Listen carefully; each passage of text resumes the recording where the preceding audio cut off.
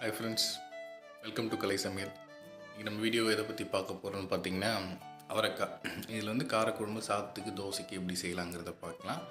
இதுக்கு என்னென்ன தேவை அப்படின்னு பார்த்தீங்கன்னா நம்ம வந்து ஒரு 1/2 kg வந்து அவரைக்காவும், வெங்காயம் வந்து ஒரு 2 வெங்காயம் சின்னதாக நறுக்கி வச்சுருக்கோம். தக்காளி ஒரு 2 தக்காளி, இஞ்சி பூண்டு, கருவேப்பிலை, நிலக்கடலை வறுத்தது வந்து பொடி பண்ணி வச்சுருக்கோம். அண்ட் புளி வந்து கொஞ்சம் கரைச்சி வச்சுருக்கோம். அண்ட் ஒன் மோர் திங், உங்களுக்கு வந்து பார்த்திங்கன்னா லைட்டாக கோல்டு த்ராட் இன்ஃபெக்ஷன் இருக்கிறதுனால இந்த வீடியோஸ் அவங்களால பேச முடியல. நெக்ஸ்ட்டு 2-3 வீடியோஸ் என்னோடய வாய்ஸில் தான் இருக்கும். கொஞ்சம் அட்ஜஸ்ட் பண்ணி எல்லாமே வாட்ச் பண்ணுவீங்கன்னு நினைக்கிறேன். தேங்க்யூ. ஃபஸ்ட்டு வந்து பார்த்திங்கன்னா ஒரு பாத்திரத்தை வச்சு நம்ம சூடு பண்ணிக்கிட்டோம். அதில் வந்து பார்த்திங்கன்னா எண்ணெய் காஞ்சதுக்கப்புறம் கடுகு போட்டுக்கிறோம். கடுகு வந்து பார்த்திங்கன்னா டேஸ்ட்டுக்கு ஏற்ற மாதிரி நிறைய போடலாம், இல்லை சும்மா வாசனைக்கு ஏற்ற மாதிரி உங்கள் விருப்பத்துக்கு ஏற்ற மாதிரி நீங்கள் போட்டுக்கலாம்.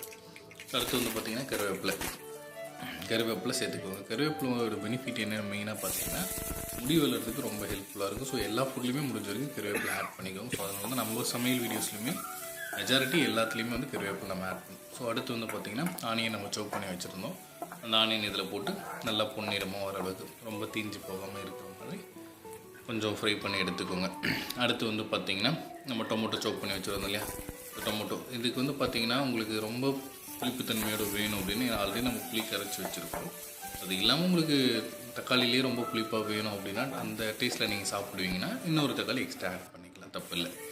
ஓகே, நெக்ஸ்ட்டு வந்து பார்த்திங்கன்னா நம்ம அவரைக்காய் ஆல்ரெடி சோப் பண்ணி வச்சுருக்கோம் இல்லையா. அந்த அவரைக்காய் வந்து பார்த்திங்கன்னா வெங்காயம் போட்டு வறுத்து எடுத்ததுக்கப்புறம் அடுத்து தக்காளி இதெல்லாம் போட்டு கொஞ்சம் கிரேவி லெவல் வந்ததுக்கப்புறம் நம்ம கட் பண்ணி வச்சுருக்க அந்த அவரைக்காய் எடுத்து இந்த மாதிரி ஆட் பண்ணிக்கோங்க. ஆட் பண்ணிவிட்டு இந்த அவரைக்காய் வந்து பார்த்திங்கன்னா ஒரு 2 to 3 minutes நல்லா ஃப்ரை பண்ணி விட்டுக்கோங்க. ஏன் அப்படின்னு பார்த்தீங்கன்னா அந்த ஸ்மெல், அதாவது பச்சை வாசனை சொல்லுவோம் இல்லையா, அது போகிற வரைக்கும் நீங்கள் நல்லா இது பண்ணிக்கோங்க.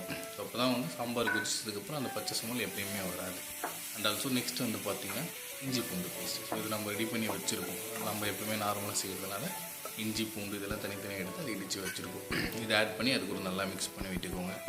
ஒரு முடிஞ்ச அளவுக்கு உங்களுக்கு எந்த அளவுக்கு டேஸ்ட் தேவைப்படுதோ ஃபஸ்ட் ஆட் பண்ணிக்கோங்க. சால்ட்டு ஏன் ஆட் பண்ணோம் அப்படின்னு பார்த்தீங்கன்னா ஆல்ரெடி என் வைஃப் நிறைய வீடியோஸில் சொல்லியிருப்பாங்க.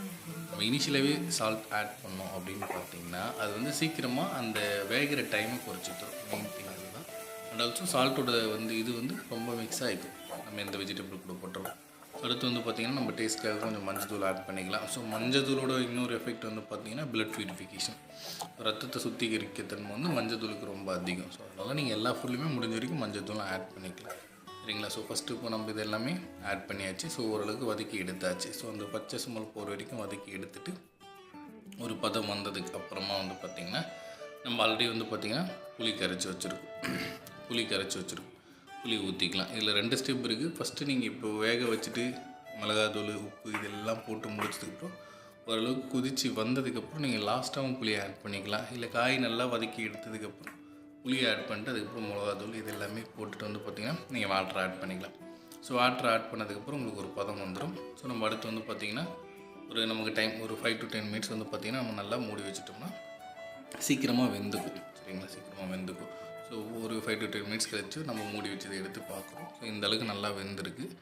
வெந்ததுக்கப்புறம் பார்த்திங்கன்னா உங்களுக்கு சாதத்துக்கு கூட வேணும் அப்படின்னும் போது வந்து பார்த்திங்கன்னா நீங்கள் இதில் தேங்காவோ இல்லை நான் ஆல்ரெடி சொன்ன மாதிரி நிலக்கடலை நம்ம வறுத்து வச்சுருக்கோம். அதோட பொடியை இதில் சேர்த்து நீங்கள் கிரேவி மாதிரி இன்னும் எந்த அளவுக்கு உங்களுக்கு பதமாகணும் அந்தளவுக்கு வச்சுக்கலாம். தேங்காய் போட்டிங்கன்னா அது ஒரு டேஸ்ட்டில் வரும். நிலக்கடலை இந்த மாதிரி வறுத்து நம்ம போட்டோம்னா அது ஒரு டேஸ்ட் வரும். இந்த மாதிரி நீங்கள் இது பண்ணிக்கலாம். உங்களுக்கு சாதத்துக்கு வேணும்னா கொஞ்சம் குழம்பாக இருக்கிற மாதிரி பார்த்துக்கோங்க. மற்றபடி தோசை அந்த மாதிரி சாப்பிட்னா ரொம்ப கிரேவியாக மாற்றிக்கணும், சரியா. நம்ம இப்போ சாதத்துக்கு கூட இதை சர்வ் பண்ணிக்கிறோம். பார்க்குறதுக்கே ரொம்ப சூப்பராக இருக்கும்னு நினைக்கிறேன்.